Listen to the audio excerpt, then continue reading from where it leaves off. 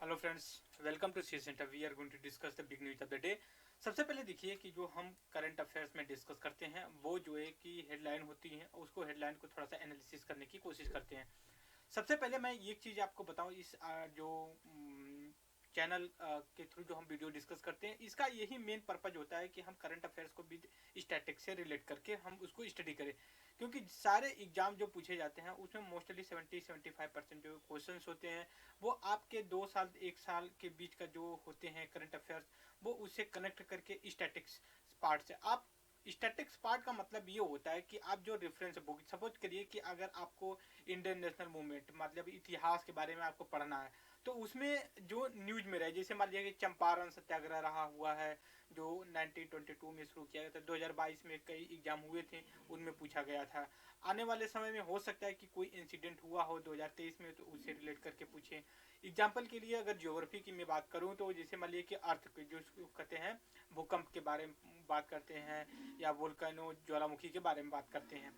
Example के through देखें तो हम ये डिस्कस करते हैं कि जब हम ज्योग्राफी स्टैटिक्स या फिर बोल सकते हो कि जब फिजिकल ज्योग्राफी में जियोमॉर्फोलॉजी का टॉपिक हम डिस्कस करते हैं, तो उसमें ये देखने को मिलता है कि हम अर्थक्वेक को प्रॉपर तरीके से पढ़ते हैं, करते हैं प्लेट टेक्टोनिक थ्योरी, फिर उसके बाद ओशन स्प्रेड, फिर उसके बाद बोलते हैं टेक्टोनिक प्लेट। तो ये सारी चीज़ें डिस्कस करते हैं।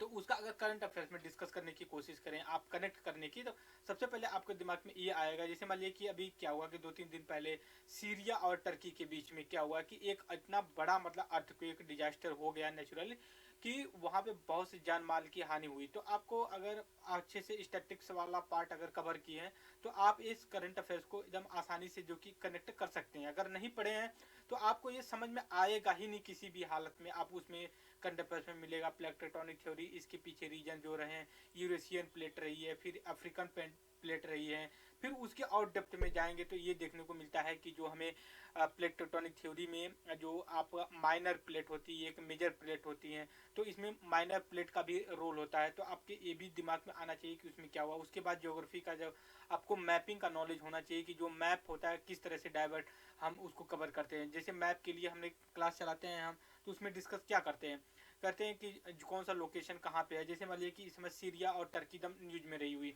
तो आपके दिमाग में आएगा कि कैसे हम इसको मैप के थ्रू कवर करें, तो हम उसको मैप के थ्रू कवर करते हैं अलग लेक्चर में। तो इसमें जैसे कि मैं एग्जांपल बता देता हूँ कि आप सीरिया और टर्की का लोकेशन देख लीजिए। सीरिया एक ऐसी कंट्री है जो कि आपका एशिया में कम्प्लीटली पड़ता है, और उसके बाद जो कि मेडिटेरियन से कॉन्टेक्ट होता है। अगर टर्की की बात करें तो ये ऐसी एक एशियन कंट्री है जो कि एशियन कंट्री केवल नहीं है, लेकिन बोल सकते हो कि एशियन कंट्री है जो एशिया कॉन्टिनेंट, उसके बाद जो कि आपका यूरोप कॉन्टिनेंट है उसको पार्ट में डिवाइड जो कि कनेक्ट होता है। और टर्की का कुछ पार्ट ऐसा है जो कि यूरोप में पड़ता है, कुछ ऐसा पार्ट है एशिया के कॉन्टिनेंट में पड़ता है। वैसे ही इजिप्ट का पार्ट है जो कुछ जो कि आपका अफ्रीका कॉन्टिनेंट में पड़ता है, कुछ जो है कि आपका जो है कि एशिया के कॉन्टिनेंट में पड़ता है। इसके तो ये हमारे पास एक स्टैटिक्स पार्ट होना चाहिए स्ट्रॉन्ग, कि हम करंट अफेयर्स को डिस्कस कर सकें। करंट अफेयर्स तभी डिस्कस करने में मज़ा आता है कि समझने में और न्यूज़पेपर पढ़ने में, जब आपका स्टैटिक्स पार्ट बहुत ही स्ट्रॉन्ग हो।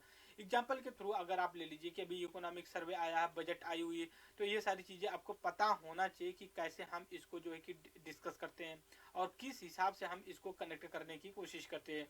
एग्जाम्पल के थ्रू अगर मैं और बात करूँ पॉलिटी से रिलेटेड या इकोनॉमिक्स, तो सारे चीज़ें एक दूसरे से रिलेटेड होती हैं। तो यही जो आज का हम डिस्कस करने जा रहे हैं उसमें देखिए 4 से 5 आर्टिकल काफ़ी इंपॉर्टेंट। मैं ओरली बता देता हूँ। सबसे पहले देखिए, जो प्राइमरी सेक्टर, प्राइमरी लेवल पर क्रेडिट या फिर बोल सकते जो एग्रीकल्चर को क्रेडिट देने के लिए बात की जाती है, तो उसके लिए बजट में प्रोविजन एक बार इस साल जो बजट अलॉट किया गया, मतलब जो मनी मतलब पैसा दिया जा रहा है वो ज़्यादा बढ़ा दिया गया। तो उसके पीछे रीजन क्या है, क्या उसको ये कहा जा रहा है कि डिजिटलाइज किया जाए, जो कि एग्रीकल्चर के सेक्टर में जो जब प्राइमरी लेवल पे मतलब रूरल लेवल पे जो फार्मर्स को जो दिया जाता है, क्या बोलते हैं ये, एक सेकंड, जो क्रेडिट दिया जाता है उसको किस लेवल पे किया जाए और उसको कैसे इनहेंस किया जाए।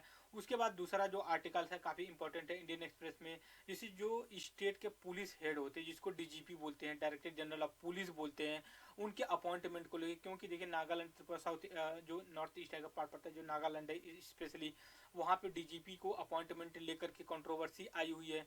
तो वो हमें पता होना चाहिए बेसिक। जैसे इसमें कई चीज़ें निकल करके आएंगी, क्या आएंगी, सबसे पहले निकल करके आएगा प्रकाश सिंह केस रहा जो 2006 में, उसके बारे में डिस्कस होना चाहिए। यूपीएससी के बारे में डिस्कशन उसमें किया गया है। फिर इसके बाद सुप्रीम कोर्ट का किस तरह से अपॉइंटमेंट में इंटरफेरेंस होता है। उसके बाद नेक्स्ट जो आर्टिकल तीसरा है उस पर जो है कि असम में जो अभी एक आया हुआ है रिपोर्ट के अनुसार कि वहाँ पे जो चाइल्ड मैरिज की बात की जाती थी, तो उसमें जो कि कमी आई हुई है, उसके पीछे रीजन ये रहा है कि जो पोस्को एक्ट है, फिर उसके बाद चाइल्ड मैरिज एक्ट है, उसको लेकर के डिस्कस किया गया है।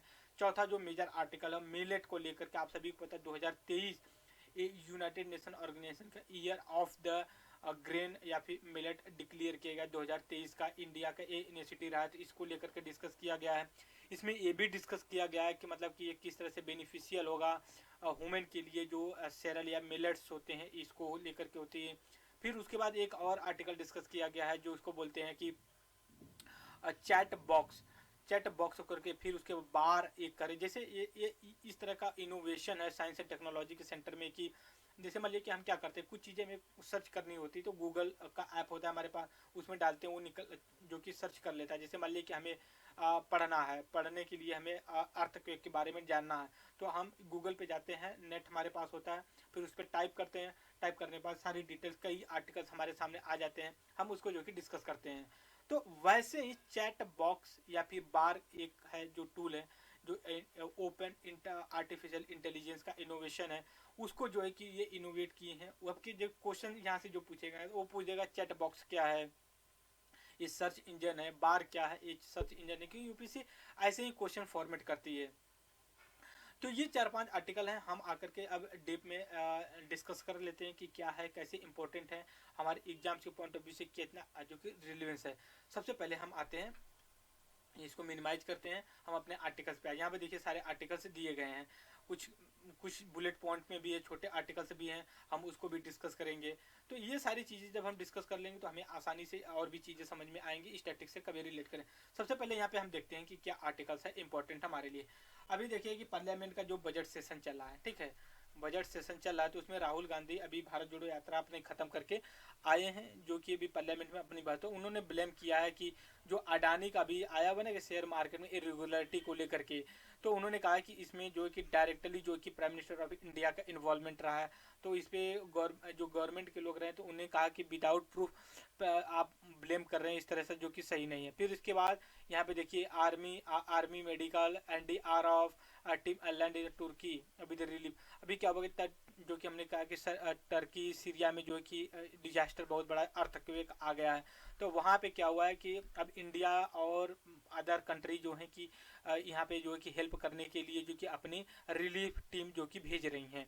तो ये चीज़ें रही। फिर अगर हम नेक्स्ट आर्टिकल की बात करें, इस पे देखिए कि गौरी गौरी एक देखिए कि मद्रास हाई कोर्ट की जो कि आज ये जज के रूप में जो कि अपना ओथ ली है, शपथ लिया है उन्होंने। तो हमारे लिए इम्पोर्टेंट है कि जो ओथ वगैरह होती है ना, ये गवर्नर के कॉन्ट्रैक्ट में जो कि होते हैं वो जो कि करवाते हैं। तो सुप्रीम कोर्ट में इनके खिलाफ जो कि अपील की गई थी कि इनको जो कि अपॉइंटमेंट मत करिए। तो इनको पीछे रीजन क्या रहा है, क्या कि ये बीजेपी के कहीं ना कहीं इनडायरेक्टली जो कि डायरेक्टली जो कि कॉन्टेक्ट रहा है इनका गवर्नमेंट से। इसके बाद इनका कई ऐसे ही कंट्रोवर्शियल स्पीच भी आई हुई है, तो उस पर सुप्रीम कोर्ट ने इसको रिजेक्ट कर दिया, कहा कि नहीं ऐसा नहीं। तो देखिए तो ये तो अलग चीज़ें हो गई ना, कि सुप्रीम कोर्ट ही जो कोलिजियम सिस्टम है सुप्रीम कोर्ट का बना होता है, उसमें जजेज होते हैं, यही जो कि इनका नाम भेजे गवर्नमेंट ऑफ इंडिया के पास, गवर्नमेंट ऑफ अपॉइंट कर दी, तो क्या दिक्कत है इनको, तो कैसे आप इनको रोक सकते हैं। हालांकि जो प्रोसीजर है उसको जो कि फॉलो करने की लोगों ने कोशिश किया। अगर हम नेक्स्ट आर्टिकल की बात करें तो क्या इसमें देखिए कि अभी G20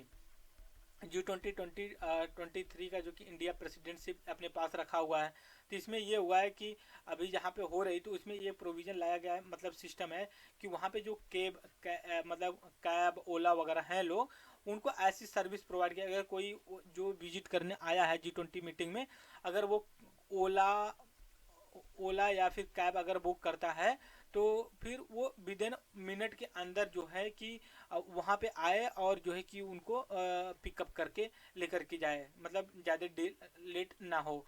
तो ये आर्टिकल रहा छोटा सा। फिर उसके बाद देखिए यहाँ पार्लियामेंट में जो कि सेशन चल रहा है, जो एमपी हैं हमारे उनकी भीड़ लगी हुई है। फिर अगर नेक्स्ट आर्टिकल हम बात करें, काफ़ी ये इंपॉर्टेंट है, how finance and NITI Aayog had flagged objection before Adani with got 6 airport. फिर हम मेन अपने आर्टिकल्स पे आते हैं, देखते हैं कि वो आर्टिकल में क्या करने की कोशिश करते हैं। जैसे मान लीजिए ये आने ही वाला है, एक सेकंड आप वेट कर लीजिए, तो इसकी स्क्रॉल करना पड़ता है। हाँ देखिए ये काफ़ी एक इम्पोर्टेंट आर्टिकल है, हम जो कि इसको अलग से डिस्कस करेंगे, आईआर को टॉपिक को कवर करेगा। ये सी राजा मोहन सर हैं, काफ़ी एशिया सेंट्रिक इनका आर्टिकल होता है, काफ़ी ब्यूटीफुल इनका आर्टिकल होता है। अगर हम अपनी मेन आर्टिकल्स पे आ रहे हैं, देखिए यहाँ पे क्या है, यहाँ पे ये डीजीपी जैसे नागालैंड को लेकर के इसमें हुआ क्या कि डायरेक्टर जनरल ऑफ पुलिस को अपॉइंटमेंट को लेकर के हुआ। अभी हुआ क्या, देखिए हमें क्या करते हैं, ये जो पुलिस होती है ना, पुलिस होती है, ये स्टेट की सबसे हाईएस्ट पोस्ट के लिए DGP director general of police को मानते हैं, ये सबसे अंडर आता है। इसमें क्या है कि इनका अपॉइंटमेंट ना कम से कम सुप्रीम कोर्ट के, जो सुप्रीम कोर्ट का ये है क्या वर्डिक्ट है, इसमें कम से कम 2 साल का होना चाहिए मिनिमम, उससे ज़्यादा हो सकता है। तो ये चीज़ें, तो कंट्रोवर्सी क्या है कि नागालैंड के जो एक अभी डीजीपी जो कि रूपिन शर्मा को अपॉइंटमेंट किया गया, तो इनको कंट्रोवर्सी ये रही है कि प्रोविजन के हिसाब से ना आप ऐसे व्यक्ति को भेजिए, अपॉइंट करिए जो कि काफ़ी, मतलब थोड़ा सा मैं बैकग्राउंड ले लूँ तब आगे चल के बात करता हूँ। डीजीपी का अपॉइंटमेंट हुआ है, तो इसमें क्या है कि अपॉइंटमेंट जो होता है ना, इसमें जैसे मान लीजिए सुप्रीम कोर्ट ने डायरेक्शन दिया स्टेट गवर्नमेंट को, आप करिए अपॉइंटमेंट, लेकिन जो अपॉइंटमेंट है 2 साल से कम नहीं होना चाहिए डीजीपी का। और ये इसमें यूपीएससी का जो है कि कंसेंट होना चाहिए, मतलब स्टेट क्या है कि कम से कम 3 आदमी का एक लिस्ट बनाए, और उनका कुछ मेरिट होता है परफॉर्मेंस बेसिस पे, उनको जो है कि लिस्ट करके यूपीएससी के पास भेजे। और यूपीएससी एक 6 मेंबर की कमेटी होगी इसमें, और इसको चेयर करेगा यूपीसी का चेयरमैन, फिर होम सेक्रेटरी होंगे, कैबिनेट सेक्रेटरी होंगे, वो लोग इसके मेंबर्स होंगे। फिर वो इनमें से सेलेक्ट करेंगे व्यक्ति को, फिर स्टेट गवर्नमेंट के पास भेजेंगे, फिर स्टेट गवर्नमेंट जो कि डीजीपी को अपॉइंटमेंट करेगी। लेकिन इसमें क्या है कि 3 को भेजना चाहिए था, जो कि नागालैंड गवर्नमेंट 2 ही को भेजा, ठीक है। उनके पास ऑप्शन नहीं थे, ऑप्शन ये नहीं थे कि छोटे राज्य हैं यहाँ पे जो कि सीनियर और आईपीएस ऑफिसर की जो शॉर्टेज होती है, तो इस वजह से वो नहीं भेज पाए वहाँ पे। तो 2 ही लोगों को भेजें, और 2 लोगों में से यूपीएससी ने जब शट आउट किया, तो इसमें जो है कि एक लोग ये शर्मा जो कि एलिजिबल हुए, उनको जो कि किया गया। तो इसमें कई प्रोविज़न वगैरह सिस्टम बनाया गया है, जैसे कि प्रकाश सिंह का केस रहा है, तो इसमें ये प्रोविज़न निकल के आया सुप्रीम कोर्ट के 2017 साल पहले, 2016 की बात थी, 2006 की बात थी, तो इसमें ला करके किया गया। इसमें ये भी प्रोविज़न है कि जैसे मान लीजिए कि जिस व्यक्ति को आप अपॉइंट करते हो, ठीक है, जिस व्यक्ति को आप अपॉइंट करते हो उसका बेस्ट परफॉर्मेंस होना चाहिए, और ये भी होना चाहिए कम से कम उसकी 30 साल की सर्विस होनी चाहिए, ईयर की सर्विस होनी चाहिए। मतलब क्या कि अगर आप डीजीपी बनना चाहते हो किसी स्टेट की ना, आप कम से कम 25 साल के अंदर ही आप जो कि यूपीएससी का आईएएस का एग्जाम क्लियर कर लीजिए, तो आपके पास अप्रॉक्सीमेटली 35 ईयर जॉब की सर्विस होगी। मतलब आप 60 साल तक जॉब करेंगे तो 35 साल तक करेंगे। तो इसमें जब आप कर लेंगे, अब पता चले कि अगर आप मान लीजिए कि 32 साल में अगर आईएएस क्लियर करते हो लास्ट अटेम्प्ट में, तो आपके पास कितना 28 ईयर जो है कि ही बचता है। तो इसमें क्या है कि आप तो डीजीपी बनने से रहे नहीं बन पाएंगे। तो इसमें ये भी प्रोविजन है कि आप 25 कम से कम 30 साल का आपका वर्किंग एक्सपीरियंस होना चाहिए, तब जाकर के आप जो है कि डीजीपी बन सकते हो। लेकिन कुछ फ्लेक्सिबिलिटी है स्टेट के लिए, जैसे छोटे स्टेट हैं जो उनके लिए, कि वो 25 साल मतलब 25 साल की भी सर्विस है ना, तब भी बन सकते हैं। मतलब कि आप जो है कि अप्रॉक्सीमेटली अगर 30 साल में भी बनते हो तो आपके पास 30 साल मतलब 25 साल का जो कि एक्सपीरियंस हो जाएगा। तो ये सारी चीज़ें इसमें बात की है, 30 साल की सर्विस होनी चाहिए, इसमें फ्लेक्सिबिलिटी कुछ भी है, तो ये सारी चीज़ें होंगी। प्रकाश सिंह बादल मेंशन किया गया, उसमें मतलब ये है ना मेरिट बेसिस पे होता है उनका अपॉइंटमेंट, और कई चीज़ें होती है। तो मतलब आप इतना समझिए कि यूपीएससी का इसमें बहुत इंपॉर्टेंट रोल होता है। तो ये बेसिक चीज़ें हमने डीजीपी के बारे में डिस्कस किया।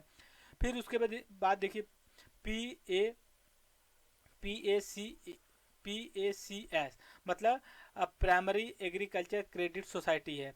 इसमें क्या किया है कि जो कुछ फाइनेंस अलॉट किया गया है जो कंप्यूटराइजेशन के लिए 63,000 रुपीज़। तो करोड़ रुपीज़ में से किया गया है। तो डिजिटलाइजेशन मतलब कि जो क्रेडिट की दिया जा रहा है तो वो है। तो इसमें क्या है कि इस तरह से कुछ प्रोविज़न बने गए हैं, जैसे इसमें आ जाएगा PACS हो गया, फिर वो डिस्ट्रिक्ट सेंटर कोऑपरेटिव सोसाइटी हो गई, फिर इसके बाद हो गया आपका जो है कि स्टेट कोऑपरेटिव सोसाइटी। मतलब ये हायरार्की होती है, स्टेट से निकला फिर डिस्ट्रिक्ट में जाएगा, डिस्ट्रिक्ट से एग्रीकल्चर रूरल पे जाएगा। तो ये काफ़ी अच्छा परफॉर्मेंस कर रहे हैं, तो इनके लिए जो कि ये प्रोविज़न किया गया है, यादव किया गया। फिर उसके बाद असम असम चाइल्ड मैरिज को लेकर के अरेस्टेड। इसमें क्या है कि अगर कोई व्यक्ति ना कि एक मिनिमम जो लॉ के हिसाब पॉस्को के हिसाब से, फिर उसके बाद प्रोहिबिशन चाइल्ड मैरिज के हिसाब से एज के अंदर, जैसे मान लीजिए 14 या फिर 18 साल बनाया गया, उसका उसके नीचे की मैरिट होती है ना, जैसे मुझे नाजी काजी वो होते हैं ना, पुजारी वगैरह लोग करवाते हैं, पंडित लोग क्या बोलते हैं, पूजा पाठ करवा के शादी करवाते हैं चाइल्ड मैरिज की, अगर वो करवाते तो उनको अरेस्ट कर दिया जाएगा। चाइल्ड तो ये कई आर्टिकल इनमें करीब देखिए जो कंट्रोवर्सी निकल करके आती है ना, कई चीज़ें, जैसे मान लीजिए एक तो पास्को एक्ट हो गया, ठीक है, फिर उसके बाद आपका एक आएगा चाइल्ड मैरिज एक्ट है, ठीक है, चाइल्ड मैरिज एक्ट है, फिर इसके बाद एक आएगा पर्सनल पर्सनल मैरिज लॉज है। इनमें अलग अलग तरीके से जो कि अलग अलग जो है कि प्रोविज़न किया गया है, समझ रहे हो आप। तो इसमें क्या कि कंट्रोवर्सी निकल करके आती है कि भाई किसको अरेस्ट किया जाए, किसको, जैसे मान लीजिए कि मुस्लिम है, मुस्लिम लोगों में है कि भाई 14 साल में जो कि मैरिज कर दी जा सकती है, लेकिन जो पॉस्को एक्ट है इसमें एक अदा कि नहीं 18 साल का होना चाहिए। फिर उसके बाद स्पेशल चाइल्ड मैरिड एक एक्ट है, उसमें एक कर दिया गया कि नहीं भाई 21 साल की होनी चाहिए। तो आप किसको मानेंगे, 18 साल 21 साल, तो कुल मिलाकर के ऐसा है ना भाई, आप एक लॉ बनाइए जिसे यूनिफॉर्म सिविल कोड बोला जाता है, उसमें बना दीजिए 21 साल 22 साल 25 साल जो भी बनाना है। तो इसमें कंट्रोवर्सी आप दुनिया भर का लॉ बना रखे उसमें। और उसके बाद एक बार और बता दें आपको, जितने हाई कोर्ट से कर्नाटका है, फिर मद्रास कर्नाटका, तो ये लोग भी अपना एक अलग ही का रूल बना रखे हैं कि किसी स्टेट में हाई कोर्ट ने कर दिया 17 साल में लड़की की शादी कर दी जाती, कोई कर दिया 16 साल में, कोई कर दिया 18 साल में हो जानी चाहिए। तो ये सारी चीज़ें कंट्रोवर्शियल हो गई हैं, ठीक है, तो इसलिए बड़ा प्रॉब्लम होकर के निकल के आती है।